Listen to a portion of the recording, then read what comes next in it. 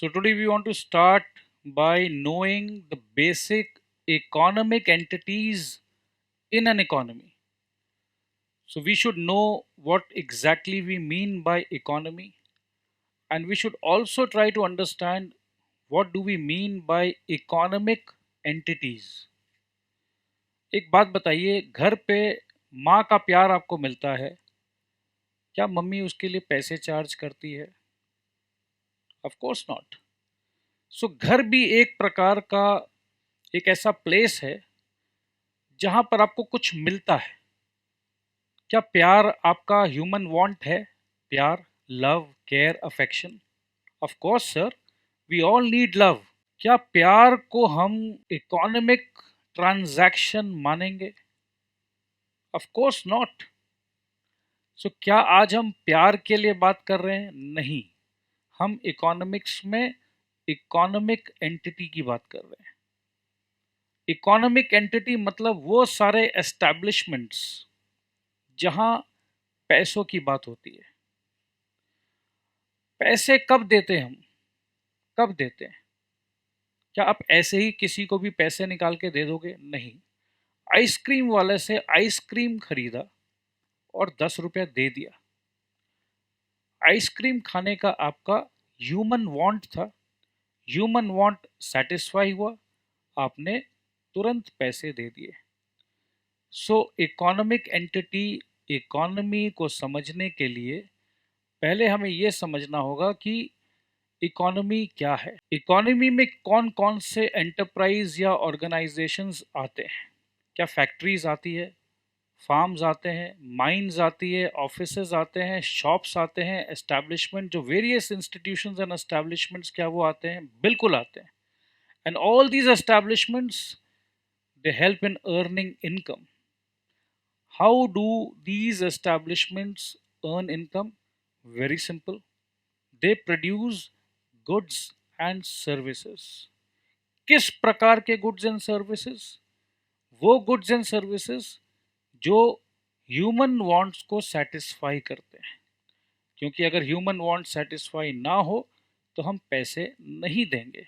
All these institutions and organizations may be collectively called an economy. So economy का meaning आप समझ चुके हो। Thus, a total system comprising farms, factories, mines, shops, roads, railways, offices, schools, colleges, hospitals, etc., are all looked upon as growing institutions which provide various types of goods and services to the people. This is called an economy. So, can we say that an economy is the sum total of production units of a particular region?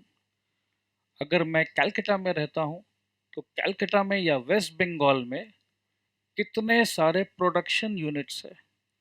Production units क्या produce करेंगे? Goods. But क्या services को भी हम include करते हैं? बिल्कुल। So economy of a particular state, particular country, particular demography, इस तरीके से पता करते हैं कि कौन से स्थान पर, कौन से जोग्राफिकल लोकेशन पर क्या क्या प्रोडक्शन हो रहा है। So production is very very important. अगर हम प्रोडक्शन नहीं करें, बस बैठे रहें, सो डू यू थिंक कि हम जीवन को शांति से जी पाएंगे? Of course not. क्या सिर्फ और सिर्फ प्यार से जीवन चल सकता है? Of course not. क्योंकि एक्सचेंज का जो मीडियम है वो है money. We will need the resources. आज के दिन में लैपटॉप चलाने के लिए आपको इलेक्ट्रिसिटी चाहिए। इलेक्ट्रिसिटी का पेमेंट इलेक्ट्रिसिटी डिपार्टमेंट को करना पड़ेगा। सो उसी प्रकार से money is the medium of exchange and we all need to produce something, or we need to serve by way of providing some sort of services. By providing goods and services we will earn money, and with that money we will live properly in the society. So ये है value goods and services produce करने का। हर इंसान हर प्रकार का goods and services produce नहीं कर सकता है, सो हम एक्सचेंज करते हैं। सो एक्सचेंज से दुनिया चलती है, और जितने भी प्रोडक्शन यूनिट्स है, जितने भी प्रोडक्शन हाउसेस है, जितने भी कॉरपोरेट्स है, जितनी भी कंपनीज है, जितने भी ब्रांड्स है, वो हमेशा आपको ऐसे क्वालिटी ऑफ गुड्स देना चाहते हैं, ऐसे सर्विसेज देना चाहते हैं जिससे आपका लिविंग स्टैंडर्ड बढ़ जाए। सो ओवरऑल इकोनॉमी में वही गुड्स एंड सर्विसेज का डिमांड होगा जो आपके लिविंग स्टैंडर्ड्स को लिफ्ट करने वाला है। So human wants is very important. You will not desire a cell phone, a mobile phone जिसका कैमरा का क्वालिटी बहुत खराब हो गया है, पुराने ज़माने का, अरे ये तो ट्वेंटीज़ मतलब 2020 का कैमरा है, नहीं नहीं नहीं नहीं नहीं, ये नहीं चाहिए। सो आज के दिन में 2023 में मॉडर्न कैमरा 25 मेगापिक्सल मिनिमम तो होना ही चाहिए, फ्रंट कैमरा अच्छा होना चाहिए। सो जैसा आपका डिमांड है, जैसा आपका ह्यूमन वांट है, इकोनॉमिक्स में हम डिमांड वर्ड को सीखेंगे, अभी आप क्लास 9 में हैं, क्लास 10 में आपको सिखाएंगे। So human want and demand, ये हम आगे चल के डिस्कस करेंगे। Simply put, the human wants are very very very important for the economy, because the producers are going to produce only those goods which are demanded by the consumers in the economy. Now we come to a very important line: an economy is a system of cooperation among producers. So ये question आप हमसे पूछिए कि why is an economy a system of cooperation among producers? देखो बहुत simple है, direct fabric से cotton T shirt नहीं बनता है। So primarily there is a crop, cotton crop, वो क्रॉप से लेकर थ्रेड बनता है, फैब्रिक बनता है, फिर जाके शर्ट बनता है। So there are various producers and they all cooperate, they all sell the goods. So cotton crop वाले ने कॉटन क्रॉप को बेचा, राइट। सो उसी प्रकार से step by step there are various producers who are involved. इसीलिए हम कहते हैं an economy is a system of cooperation among producers to produce goods and services, and that, or those goods and services that satisfy people's want।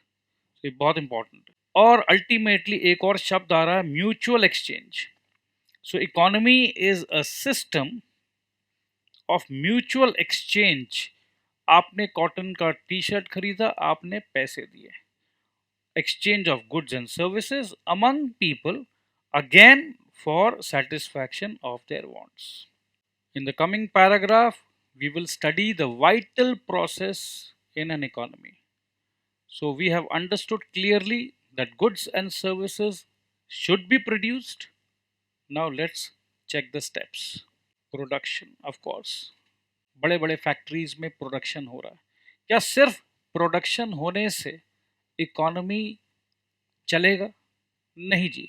जो goods produce हो रहा है वो godown में रह जाए, कंज्यूमर तक ना पहुंचे, तो जो प्रोडक्शन हाउस है उनका कंप्लीट लॉस हो जाएगा। Production house is producing goods to make some profit so that they can keep on producing. Imagine मैंने 1 करोड़ रुपया लगाकर टी शर्ट्स मैन्युफैक्चर किया, and I am expecting 25% return on my investment. So I'm expecting 25 lakh rupees more. So 1 crore 25 lakhs मेरे पास आएगा, 25 लाख से मैं और नया मशीन खरीदूंगा या जो भी करना है मैं करूंगा, और इसी प्रकार से मैं प्रोडक्शन करता रहूंगा, इकोनॉमी चलता रहेगा चलता रहेगा। सो प्रोडक्शन मैं तब कर पाऊंगा ज़्यादा जब मेरे को पैसे मिलेंगे। पैसे कब मिलेंगे? जब मेरे प्रोड्यूस गुड्स कंज्यूम होंगे, तो उसे कहते हैं consumption. So consumption is the second vital step after production. अब क्या कंजम्पशन फ्री में होगा? लो भैया मैंने टी शर्ट बनाया है, ये ले लो। भैया मैं प्यार नहीं बांटने निकला हूं, राइट? मैंने स्टार्टिंग में कहा था ये इकोनॉमिक एंटिटीज का बात हो रहा है, यहां पर हम एक्सचेंज करेंगे through the medium of exchange called money.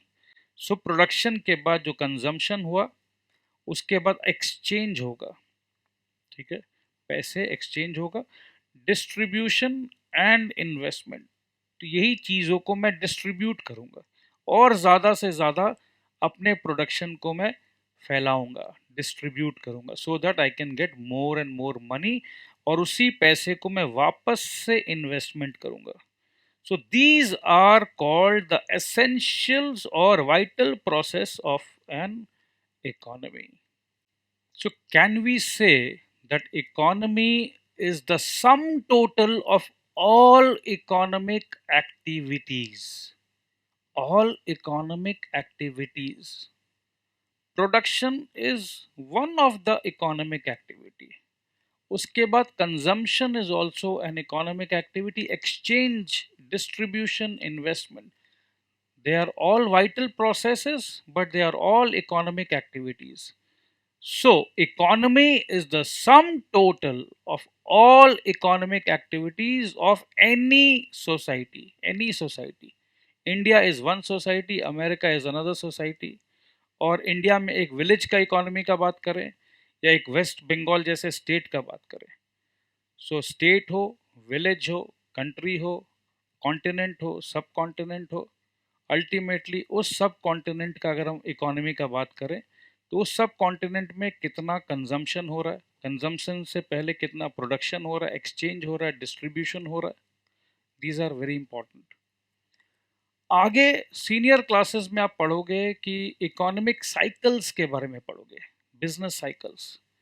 सो कभी कभी ऐसा आता है सिचुएशन जहां इकोनॉमी एकदम डाउन हो जाता है, रिसेशन कहते हैं। कोविड 19 के समय पे प्रोडक्शन बंद हो गया था, काफ़ी कम हो गया था, प्रोडक्शन भी कम हो गया, कंजम्पशन भी कम हो गया। सो क्या economy was falling? Yes, economy was falling. So total जो हम प्रोड्यूस करते हैं गुड्स एंड सर्विसेज को, जब इन टोटल को हम ऐड करते हैं तो आप सुनोगे न्यूज़ चैनल पे there is something called GDP, the GDP of India is falling, right? तो आपको भी लगता हो कि ये क्या बात कर रहे हैं। तो GDP is gross domestic product. तो प्रोडक्शन जितना हमने किया, जब सारे प्रोडक्शन को हम ऐड करते हैं तो उसे हम जीडीपी कहते हैं, राइट? सो अभी क्लास 9 में बस मैंने हल्का सा टच किया। जीडीपी का मतलब है टोटल प्रोडक्शन को ऐड करना, total production of goods and services. अगर एग्जामिनर पूछते हैं what are the two main functions of an economy, so घबराने का नहीं है मेरे दोस्त। इकोनॉमी का मेजर फंक्शन है to produce goods and services, to produce goods and services, and ये goods and services human wants को सेटिस्फाई करने चाहिए, एंड गुड्स एंड सर्विसेज को बनाते हुए एम्प्लॉयमेंट मिलता है, लोगों को काम मिलता है, सैलरी मिलता है, वेज मिलता है, या इनकम अर्निंग अपॉर्चुनिटी मिलता है। अगर इंसान के पास इनकम ना हो तो जो गुड्स एंड सर्विसेज मैन्युफैक्चर हो रहे हैं इकोनॉमी में वो कैसे खरीदेगा? सो इसे ऐसे भी हम कह सकते हैं कि कोऑपरेशन ऑफ प्रोड्यूसर्स या कोऑपरेशन ऑफ प्रोड्यूसर्स भी कह सकते हैं, and a system of mutual exchange. Mutual exchange से पहले ये एम्प्लॉयमेंट होना ज़रूरी है। एम्प्लॉयमेंट होना ज़रूरी इसलिए है क्योंकि एम्प्लॉयमेंट में जो सैलरी इनकम आएगा उसी से ही तो हम म्यूचुअल एक्सचेंज करेंगे। सो आई गेस ये आराम से आप आंसर कर पाओगे। Now in this paragraph we will get more details about a system of cooperation among producers। ये 3 पैराग्राफ आप सेल्फ रीडिंग करेंगे क्योंकि वही बातें हो रही हैं इसमें। एग्जाम्पल दे दीजिए। Farmers produce cotton, Producers engaged in the production of cotton yarn depend on the farmers for the supply of raw cotton. Again, producers of cotton cloth depend on the producers of cotton yarn. So ये basically cooperation amongst various producers का बात हो रहा है. So an economy therefore वापस से प्यार से क्लास 9 के स्टूडेंट्स को धीरे धीरे इकोनॉमिक्स समझाया जा रहा है. Described as a system of cooperation among producers to produce goods and services that satisfy people's want. एक पेज में कम से कम 10 बार ये लाइन आया है, produce goods and services that satisfy people wants. So बहुत इजी है. This paragraph is about mutual exchange. So economy को हम एक ऐसा सिस्टम बता रहे हैं जहां पर म्यूचुअल एक्सचेंज होता है.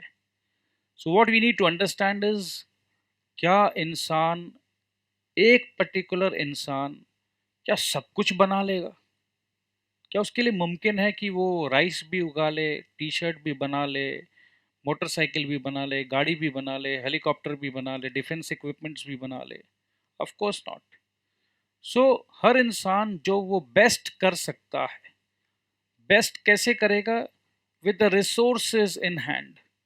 कोई पॉटर है तो कोई वीवर है, तो कोई किसी शुगर मिल में काम कर रहा है, कोई आईटी फर्म में काम कर रहा है, कोई अकाउंटेंट है, कोई डॉक्टर है. सो हर व्यक्ति कुछ ना कुछ काम करके पैसे कमा रहा है, उसी पैसे को वो एक्सचेंज कर रहा है. आज का मॉडर्न सिस्टम है money as the medium of exchange. इससे पहले बार्टर सिस्टम हुआ करता था. बार्टर सिस्टम में क्या होता था? प्रिमिटिव इकोनॉमी का बात कर रहे हैं, बहुत पहले की बात कर रहे हैं, जब पैसा भी इंट्रोड्यूस नहीं हुआ था. सो किसी व्यक्ति ने राइस ग्रो किया, किसी ने वीट ग्रो किया और एक्स्ट्रा ग्रो किया और एक्सचेंज कर लिया. तो राइस देकर किसी ने स्वेटर ले लिया, किसी ने वीट देकर स्वेटर ले लिया, किसी ने मिल्क ले लिया. सो बहुत बेसिक नीड्स हुआ करती थी उन समय. आईफोन, हेलीकॉप्टर, ट्रैवलिंग, ये सब नहीं हुआ करता था. लोग शांति से, उनका मेजर कंसंट्रेशन रहता था खाने को कुछ मिल जाए, पहनने को ओढ़ने को कुछ मिल जाए और सर छुपाने के लिए छत मिल जाए, जिसे हम बहुत प्यार से रोटी, कपड़ा और मकान कहते हैं. So this was the primitive time of barter system. So mutual exchange is absolutely necessary for all of us to survive. So ये पैराग्राफ आप पूरा का पूरा सेल्फ रीड करेंगे, मैंने आपको सब कुछ समझा दिया है.